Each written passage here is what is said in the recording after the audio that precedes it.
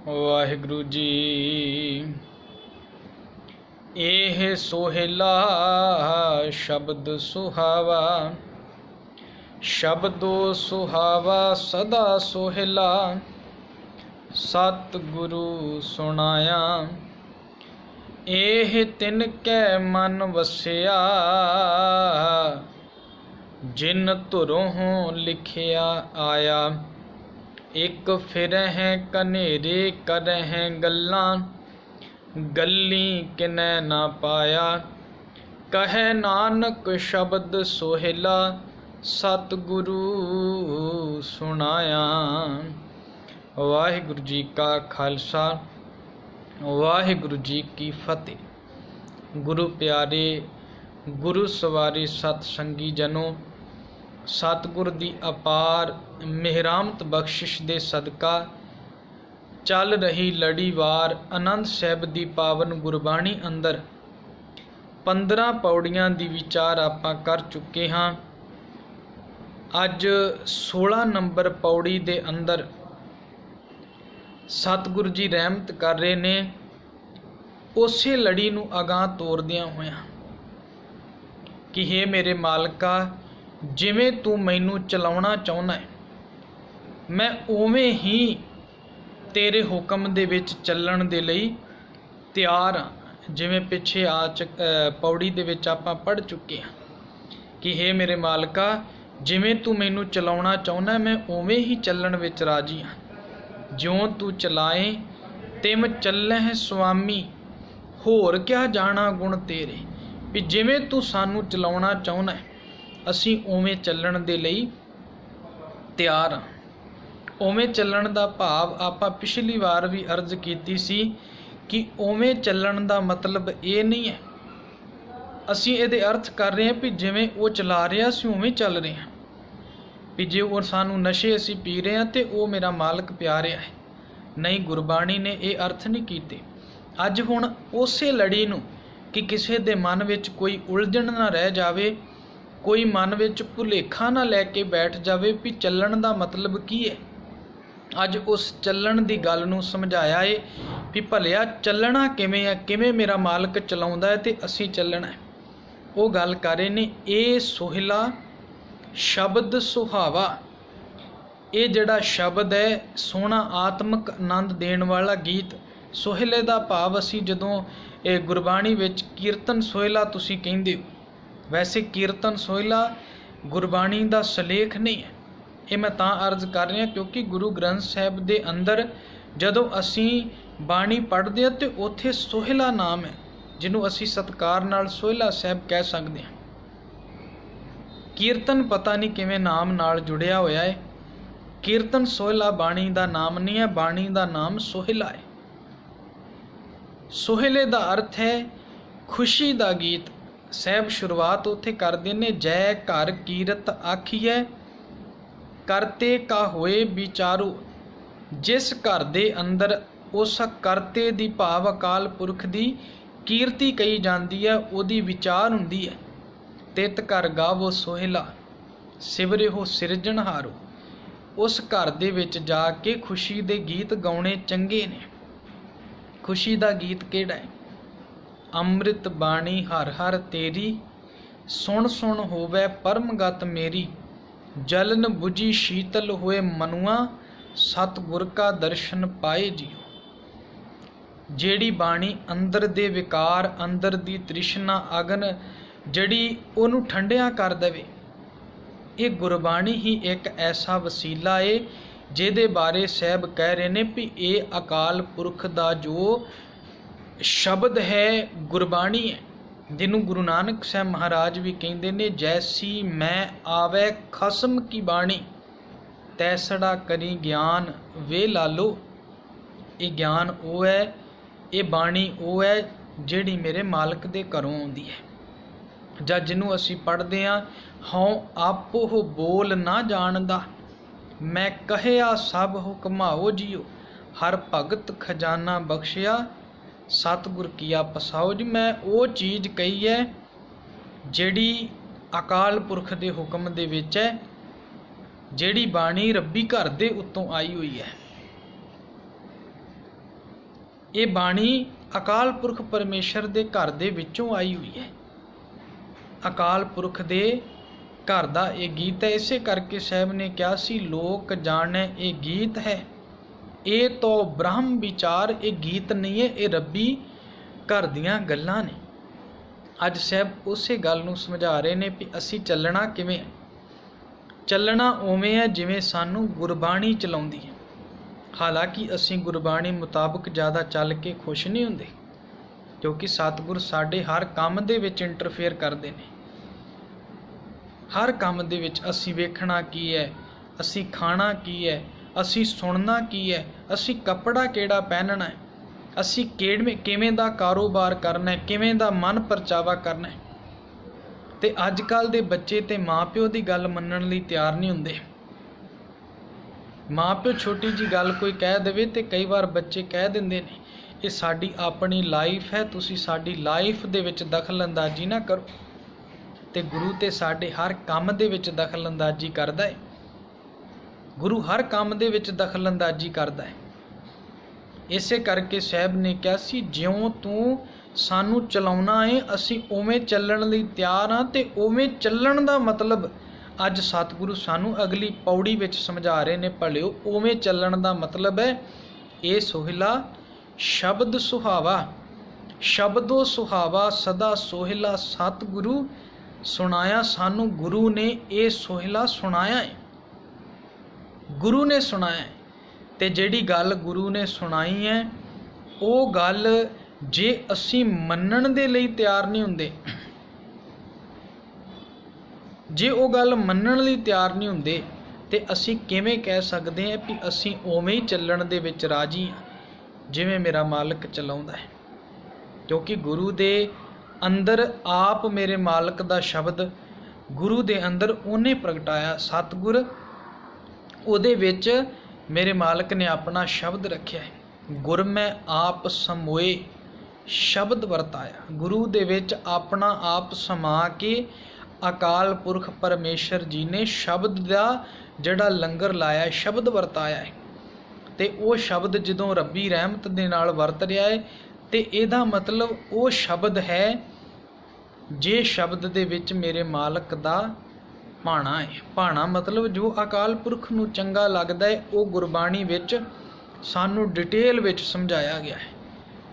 हुण असी वो गुरबाणी विचों पढ़िया होया अपने जीवन विच लागू करदे हाँ कि नहीं करदे, ये साडे ते जिहड़ा फैसला है। वो गुरु साहब कह रहे ने भी जिवें तू चलाउना है उवें असी चलदे हैं, क्योंकि सानू गुरबाणी शब्द अकाल पुरख दा एक खुशी दा गीत जिहड़ा वो चंगा लगदा है। सानू ते गीत चंगे लगदे ने जिहड़े फिल्मां नाटक आदिक, सानू ते वो शब्द चंगा ही नहीं लगदा जिहड़ा सानू रब नाल जोड़दा है। साहब ने इत्थों तक बचन कहे ने मेरे मोहन श्रवणी ए ना सुनाए, साकत गीत नाद धुन गावत बोलत बोल उजाए। साडी हालत कैसी है, गंदन वैन सुने उरझावें। गंदे गीत सुनते हैं तो उन्हां विच ही उलझे रहने। गुरु अमरदास साहब पिता जी कह रहे हैं भी हे मेरे मालक ये सोहिला शब्द सुहावा, ये बड़ा सोहना शब्द है जिहड़ा आत्मिक आनंद पैदा करने वाला गीत है। शब्दो सुहावा सदा सोहिला सतगुरु सुनाया ते ये गीत मैनू अकाल पुरख परमेश्वर ने सुनाया है, गुरु ने सुनाया है। ते गुरु दा सुनाया होया जिहड़ा ये शब्द है मैनू बहुत चंगा लगदा है। ये तिनकै मन वसिया जिन धुरों लिखिया आया। ते नाल दी नाल गुरु अमरदास साहब साडे अहंकार नूं पैदा होण तो पहलां ही खत्म कर रहे ने, पहले ही खत्म कर रहे ने। किधरे बंदा ये ना सोचे भी मैं गुरबाणी पढ़ के गुरबाणी अनुसार जीवन जिया है ते इहदे विच मेरी कोई अपनी मेहनत है, घाल कमाई है, मेरा कोई उद्यम है, उपराला है।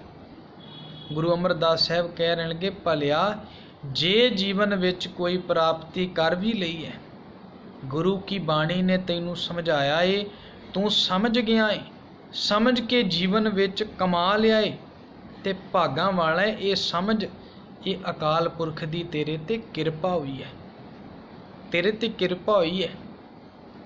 ये तिनकै मन वसिया जिन धुरों लिखिया आया, जिन्हां दे मत्थे ते लेख मालक दा लिखिया होया। ये अहंकार खत्म कर रहे ने भी ये भी रब्बी रहमत ही है जे तू अपने जीवन विच कोई प्राप्ति कर रहा है। क्यों? क्योंकि एक फिरह कनेरे करह गल्लां, एक दे कक्के नूं इत्थे सिहारी है, भाव इहदा मतलब है कई बहुत ऐसे ने जड़े फिरदे ने। एक फिरह कनेरे करह गल्लां, अनेकां बंदे तुरे फिरदे ने ते गल्लां करदे ने ज्ञान दियां, पर उन्हां दा मन कोई नहीं जे टिकिया। गल्ली किन्ह ना पाया ते गल्लां नाल मालक दी प्राप्ति नहीं हुंदी। इत्थे गुरु साहब उही रहमत करने ने भलिया। कुछ बंदे ऐसे ने जिहड़े बहुत ज्ञान हासिल करी बैठे ने लेकिन उन्हां नूं प्राप्ति नहीं हुई, पर कुछ ऐसे ने जिन्हां नूं गुरबाणी अनुसार गुरु दे राही उन्हां नूं प्राप्ति हो गई है ते वो अपने जीवन विच एक गल पक्की रख लैण भी ये भी रब्बी रहमत ही है जिहड़ा उन्हें सानू अपने नेड़े कर लिया। जिन्हां उन्हें अपने नेड़े कीता ते ये ओदी रहमत है। क्यों?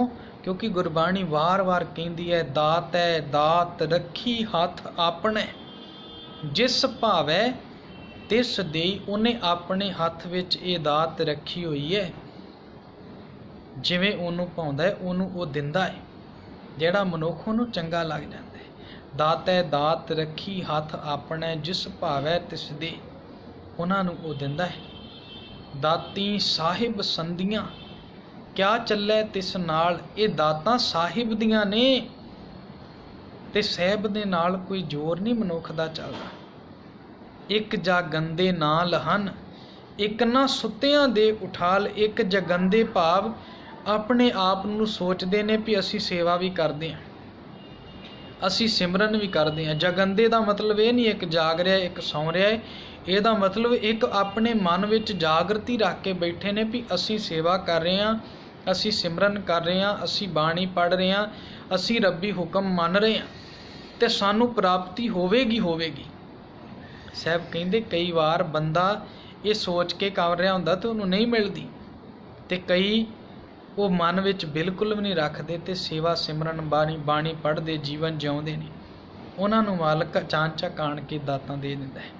एक जा गंदे नाल हन, एक ना सुत्तियां दे उठाल, एक फिरह कनेरे करह गल्लां, गल्ली किने ना पाया। एक वो ने ਜਿਹੜੇ केवल गल्लां करते हैं उन्होंने प्राप्ति नहीं हुंदी, ते जिन्हां नूं प्राप्ति हो जाती है वो कहिंदे मालका तेरी रहमत है, तेरी रहमत है।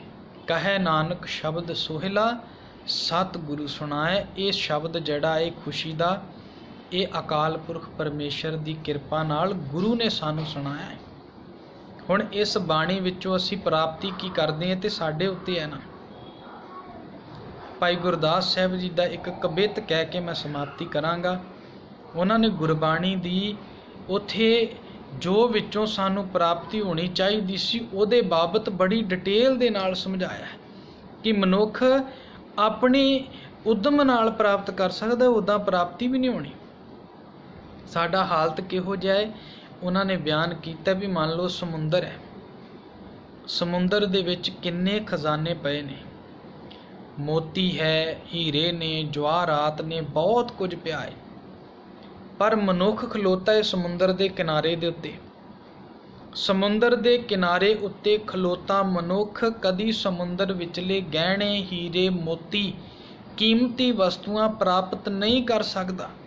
जे उन्हें प्राप्त करनियां ने तो उन्होंने गोताखोर बन के विच उतरना पवेगा, ते जिन्ना समुंदर दे विच वो डूंघाई विच जावेगा उन्नियां कीमती तो कीमती वस्तुआं की प्राप्ति उन्होंने होवेगी। पहली उदाहरण भाई गुरदास जी ने समुंदर की दिती है, गोताखोर बन डूंघा उतर ते कीमती वस्तुआं प्राप्त कर लै। दूजी उदाहरण दिती ने परबत की, भी कई परबतां दे विच भी बहुत कुछ, कई बार पारस वर्गे कीमती पत्थर, कई बार सोना, इहो जिहियां वस्तुआं पत्थरां दे विच हुंदियां ने, पर उस पर्बत दे उपर खलो के मनुख कवे मैनू मिल जाए, इवें ते प्राप्ति नहीं होवेगी। उन्होंने पत्थरां नूं तोड़ना पवेगा, भाव पहाड़ नूं खोदना पवेगा। पहाड़ नूं जिन्ना खोदेगा, जिन्ना पुट्टेगा, विचों उन्होंने कुछ ना कुछ प्राप्त होवेगा। पहाड़ दे बाहर खलो के कही जावे मैनू वस्तां प्राप्त हो जाण, वस्तुआं प्राप्त नहीं होया करदियां। तीसरी उदाहरण दित्ती है जंगल दी। जंगल दे विच एहो जे रुख भी ने जिन्हां दे उत्तों बहुत कीमती तो कीमती पदार्थ मिलते ने, खुशबूदार चीज़ां मिलदियां ने। चंदन दी लकड़ी जिवें आपां कह लईए, कपूर कह लईए, बहुत कुछ रुखां तो प्राप्त सानूं हुंदा है। पर मनुख जंगल दे विच जावे ना, ये कवे भी मैं जंगल विच नहीं जाना ते बाहर खलो के मैं कपूर चंदन कही जावां ते शायद मैनू ये वस्तां प्राप्त हो जाण ते तां भी प्राप्त नहीं होणीआं।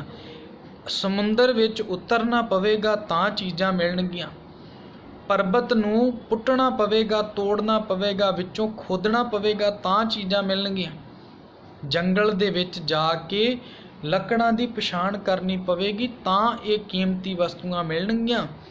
इवें ही भाई गुरदास साहब कहंदे गुरबाणी दे विच मेरे मालक ने ऐसा कीमती खजाना रखिया है, ऐसा कीमती खजाना रखिया है भी जे मनुख उहनूं लभ लवे ते रब दे घर तक उहदी पहुँच हो जाती है। पर यह साडी बदकिस्मती है।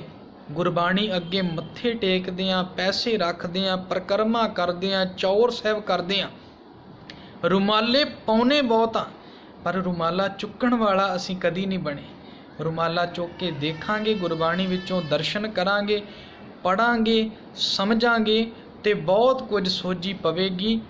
ये शब्द गुरु दा सुनाया होया, इहदे विचों सानू रब दे घर दा राह सहजे मिल जाएगा। कबित उचारण करते ने भाई गुरदास जी, जैसे तौ सकल निध भाव खजाने, जैसे तौ सकल निध पूर्ण समुंदर बिखै, हंस मरजीवा होए निश्चय प्रसाद पावे। जां हंस ते जां कोई मरजीवड़ा गोताखोर उन्होंने किरपा मिलती है। जैसे पर्बत हीरा मानक पारस सिद्ध, खन वारा खन जग विखै प्रगटावे। हीरे ने मानक ने बहुत कुछ है, पर खन वारा भाव है पर्बत नूं तोड़न वाला, खोदन वाला, उन्होंने चीज़ां मिलदियां। जैसे बन बिखै मलियागर सौदा कपूर, सोध कै सुबासी सुबास बिहसावे। कपूर ने कीमती चीज़ां ने, पर जंगल दे विच कोई जावेगा ते प्राप्ति होवेगी। तैसे गुरबाणी बिखै सकल पदार्थ है, इवें ही गुरबाणी विच सारे पदार्थ ने। कोई ऐसी वस्तु नहीं है जिहड़ी तुसीं कहो गुरबाणी नाल सानू नहीं मिलेगी। गुरबाणी विचों हर एक चीज़ की प्राप्ति हो जाती है, पर असीं गुरबाणी की कीमत कदर समझे ही नहीं, समझे नहीं। मैनू माफ़ करना, असीं गुरबाणी केवल पढ़न तक भी 100 कर लो जी, 500 कर लो जी, 1000 कर लो जी।